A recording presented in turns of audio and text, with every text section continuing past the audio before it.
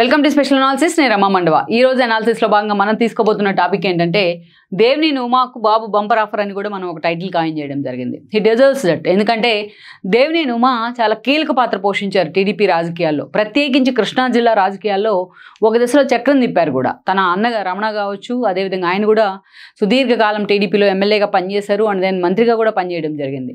తన అన్న రమణ మరణం తర్వాత, దేవినేని రమణ మరణం తర్వాత దేవినేని ఉమా పొలిటికల్ అరంగేట్రం చేస్తున్నారు. ఇక పొలిటికల్ అరంగేట్రం చేసిన తర్వాత నందిగామ కాన్స్టిట్యున్సీ రిజర్వ్డ్ కాకముందు అక్కడి నుంచి ఆయన ఎమ్మెల్యేగా కూడా పనిచేస్తున్నారు. ఇక కృష్ణా జిల్లా రాజకీయాల్లో, ప్రత్యేకించి టీడీపీ రాజకీయాల్లో తనకంటూ ఒక సోలో ఇమేజ్ని అయితే దేవినేని ఉమా క్రియేట్ చేసుకున్నారు. పర్టికులర్లీ దేవినేని ఉమాకు ఒక గోల్డెన్ పీరియడ్ అంటే మనం చెప్పుకోవాల్సింది 2014 నుంచి 19 వరకే. అంతకంటే ముందుగా మనం చూస్తే చంద్రబాబు నాయుడు రాష్ట్ర విభజన సందర్భం ఉంది. ఒకవైపు సమైక్యాంధ్ర, మరోవైపు తెలంగాణ ఉద్యమాలు చాలా కీలకంగా జరుగుతూ ఉన్నాయి. అలాంటి సందర్భంలో అందరికంటే ముందుగా సమైక్యాంధ్ర కోరుతూ రాష్ట్రం విడిపోవద్దంటూ రాజీనామా బాట పట్టిన వ్యక్తి ఎవరైనా ఉన్నారంటే అది దేవినేని ఉమాని. అక్కడి నుంచి మనం చూస్తే ఇక చంద్రబాబు నాయుడు మీకోసం పాదయాత్ర చేపట్టారు ఆ రోజున ఏపీ విభజిత ఆంధ్రప్రదేశ్ మొత్తంలో. అలాంటి సిచ్యువేషన్లో తెలంగాణలో కూడా అప్పటికి ఇంకా రాష్ట్రం బిల్లు కూడా పెట్టింది, కానీ ఈ న్యూసెన్స్ అయితే నడుస్తూ ఉంది రెండు రాష్ట్రాల మధ్య.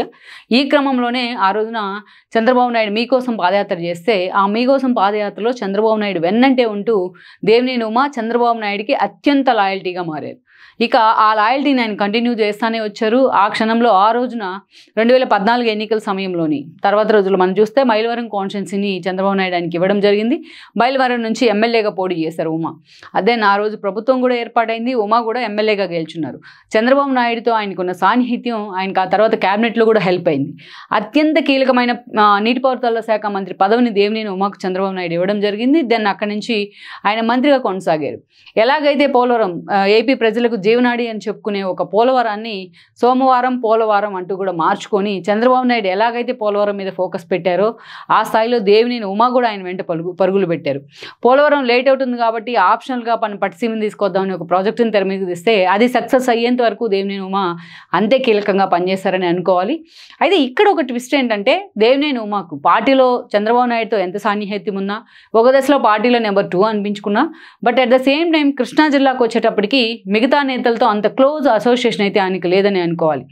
అందుకనే మనం చూసినట్లయితే అనేక రకాలుగా దేవినేని ఉమా మంత్రిగా ఉన్నప్పుడు సైతం ఆయన మీద కొన్ని విమర్శలు వచ్చాయి. ఈవెన్ వంశీ లాంటి వాళ్ళు కూడా ఆ రోజున టీడీపీలో ఉన్నారు. ఆయన ఎమ్మెల్యేగా కనవరం నుంచి దేవినేని ఉమాని టార్గెట్ చేసిన సందర్భం ఉంది. పార్టీ నుంచి వెళ్ళిపోయిన కొడాలి నాని కూడా దేవినేని ఉమానే టార్గెట్ చేసిన సందర్భం ఉంది. 2019 ఎన్నికల్లో దేవినేని అవినాష్ను తీసుకొచ్చి ఏదైతే గుడివాడ టికెట్ ఇప్పించి అక్కడి నుంచి పోటీ చేస్తే అదే దేవినేని అవినాష్ దేవినేని ఉమాను వ్యతిరేకించి ఆ తర్వాత రోజుల్లో వైఎస్ఆర్సీపీ జెండా కప్పుకోవడం జరిగింది. తన వెంట ఉన్న నేతలను లేకపోతే కృష్ణా జిల్లా కమ్మ నేతల్ని అంతే స్థాయిలో ప్రమోట్ చేయడంలో కావచ్చు, వాళ్ళని దగ్గరికి తీసే విషయంలో కావచ్చు దేవినేని ఉమా మీద మాత్రం కొన్ని విమర్శలు ఉన్నాయి. ఈగోకు సంబంధించో ఆధిపత్య పోరుకు సంబంధించో, బట్ వ్యక్తిగతంగా మాత్రం పార్టీ విషయంలో, పార్టీ లాయల్టీ విషయంలో, చంద్రబాబుకు లాయల్గా ఉండే విషయంలో దేవినేని ఉమా విషయంలో ఎవరికి కూడా ఎలాంటి సందేహం లేదన్నది వాస్తవం. అయితే అనేక పరిణామాలు 2019 ఎన్నికలు వచ్చేటప్పటికే మరోసారి ఆయన మైలవరం నుంచి పోటీ చేయడం జరిగింది. అప్పటికే దేవినేని ఉమా లాంటి వాళ్ళని వ్యతిరేకిస్తూ కృష్ణప్రసాద్ ఎవరైతే ఉన్నారో, వసంత కృష్ణప్రసాద్, ఆయన వైఎస్ఆర్సీపీలోకి వెళ్ళడం జరిగింది. సో వైఎస్ఆర్సీపీ నుంచి ఆయన ఎమ్మెల్యేగా పోటీ చేస్తే జగన్మోహన్ రెడ్డికి రాష్ట్ర వ్యాప్తంగా ఉన్న ఒక వేవ్ కావచ్చు, ఆ రోజున ఒక ఛాన్స్ వేవ్, ఆ వేవ్లో దేవినేని ఉమా కూడా ఓడిపోయారు. వసంత కృష్ణప్రసాద్ ఎమ్మెల్యే అయ్యారు. సో కాన్స్టిట్యున్సీలోనే తను పట్టుకోల్పోతున్న పరిస్థితుల్లో అనేక రకాల ఈక్వేషన్స్ ఆ రోజున తెర మీదకి రావడం జరిగింది. తీరా దేవినేని ఉమా కూడా అరెస్ట్ అయ్యారు, అనేక రకాల కేసులు పడ్డాయి ఆయన మీద. అదే స్థాయిలో వసంత కృష్ణప్రసాద్ వ్యతిరేకిస్తూ వచ్చారు, జగన్మోహన్ రెడ్డికి వ్యతిరేకంగా ఫైట్ చేశారు, అనేక రకాలుగా మీడియా ముందు పార్టీ లైన్ని ఫోకస్ చేసే ప్రయత్నం చేశారు. అయితే తీరా ఎన్నికల సమయాన్ని వచ్చేటప్పటికి అనేక మంది ఆయనకి అక్కడ శత్రువులుగా తయారయ్యారు. బొమ్మసాని సుబ్బారావు లాంటి వాళ్ళు టికెట్ తనకే ఇవ్వాలంటూ కూడా ఆయన పార్టీ ఆఫీస్ ముందు పూర్తి స్థాయిలో పార్టీ ముందు తన వాయిస్ వినిపించడం జరిగింది. మరోవైపు చూసినట్లయితే ఎప్పుడైతే జగన్మోహన్ రెడ్డి కారణంగా తన సఫికేషన్ ఫీల్ అయ్యారు, జోగి రమేష్కి తనకు ఉన్న ఒక ఈగో ఆధిపత్య పోరుని జగన్మోహన్ రెడ్డి పరిష్కరించడానికి ప్రయత్నించలేదో, వసంత కృష్ణప్రసాద్ లాంటి వాళ్ళు తనకి బాజీ టీడీపీ నేత ఆయన టీడీపీతో ఉన్న అసోసియేషన్ ఉపయోగించుకొని మళ్ళీ టీడీపీలోకి వచ్చే ప్రయత్నం చేశారు. ఈ క్రమంలోనే ఆ రోజు ఎవరికి టికెట్ ఇవ్వాలన్న ఆలోచన కొన్ని రోజులు వచ్చింది. అందుకే మైలవరం టికెట్ కొన్ని రోజులు హోల్డ్లో పెట్టారు కూడా చంద్రబాబు నాయుడు. చివరకు వసంత కృష్ణప్రసాద్ వైపే చంద్రబాబు నాయుడు మొగ్గు చూపారు. అక్కడ సర్వేలు చేయించుకున్నారా లేకపోతే దేవినేని ఉమాని ఈజీగా కన్విన్స్ చేయొచ్చు అనుకున్నారో కానీ వసంత కృష్ణప్రసాద్కే చంద్రబాబు నాయుడు టికెట్ ఇవ్వడం జరిగింది ఎన్నికలకు ముందు పార్టీలోకి వచ్చిన వసంతకు. కానీ ఇక ఆ సిచ్యువేషన్లో మనం చూసినట్లయితే దేవినేని ఉమాని కన్విన్స్ చేశారు చంద్రబాబు నాయుడు. కూర్చోబెట్టుకొని ఆయన కన్విన్స్ చేసి పార్టీ అధికారంలోకి వస్తే ఏదో ఒక పదవి ఇస్తానంటూ కూడా హామీ ఇవ్వడం జరిగింది. చంద్రబాబు నాయుడు మాటే తనకు వేదం అంటూ కూడా ఎక్కడ తనకు టికెట్ ఇవ్వకపోయినా తన సొంత సీట్ నుంచి తను పక్కన పెట్టినా దేవినేని ఉమా మాత్రం అలాగే సైలెంట్గా ఉండిపోయినారు. పార్టీకి లాయల్గానే ఉండిపోయినారు. ఇక ప్రచార కమిటీ అధ్యక్షుడి పదవి ఇచ్చినప్పటికీ కూడా ఆ స్థాయిలో దేవినేని ఉమా ఇన్వాల్వ్ కాలేదన్న ఒక చర్చ కూడా జరిగింది. ఎన్నికలు అయిపోయాయి. అక్కడి నుంచి వసంతకృష్ణ ప్రసాద్ మైలవరం నుంచి ఎమ్మెల్యేగా కూడా గెలవడం జరిగింది.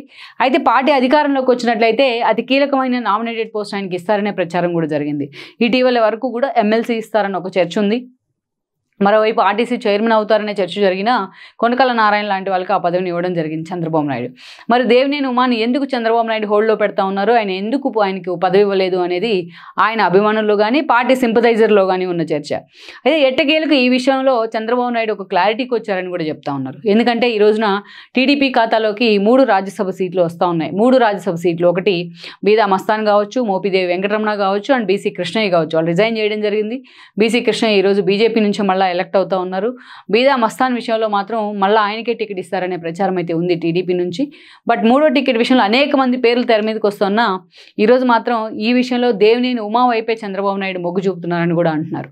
ఇప్పటికే దేవినేని ఉమా తాను పెద్దల సభలో అడుగు పెట్టాలన్న కోరికను కూడా చంద్రబాబు నాయుడు ముందు ఉంచారనేది ఒక చర్చ అయితే, బట్ అదే స్థాయిలో దేవినేని ఉమాకు ఆ టికెట్ కేటాయిస్తారు, రాజ్యసభ సీట్ కేటాయిస్తారన్న ప్రచారం కూడా జరుగుతోంది. ఇప్పటికే ఆయన చంద్రబాబు నాయుడుతో సుదీర్ఘ భేటీ కూడా నిర్వహించారు. ఈ విషయం మీద ఒక క్లారిటీ అయితే వచ్చిందనే చర్చ ఉంది. రాజ్యసభ సీటు విషయంలో కాంపిటీషన్ ఎక్కువగా ఉన్నా మరి చంద్రబాబు నాయుడు ఈ విషయంలో ఎస్పెషల్లీ దేవినేని ఉమా విషయంలో ఆయన వైపు ఎంతవరకు కూడా మొగ్గు చూపుతారు అనేది మనం చూడాల్సి ఉంది. మొత్తానికి ఈ వార్త ఏదైతే ఉందో చంద్రబాబు నాయుడు దేవినేని ఉమాకు ఒక బంపర్ ఆఫర్ ఇవ్వబోతున్నారనే చర్చ మాత్రం కృష్ణా జిల్లా రాజకీయాల్లో చాలా సీరియస్గా హాట్ టాపిక్ అవుతోంది.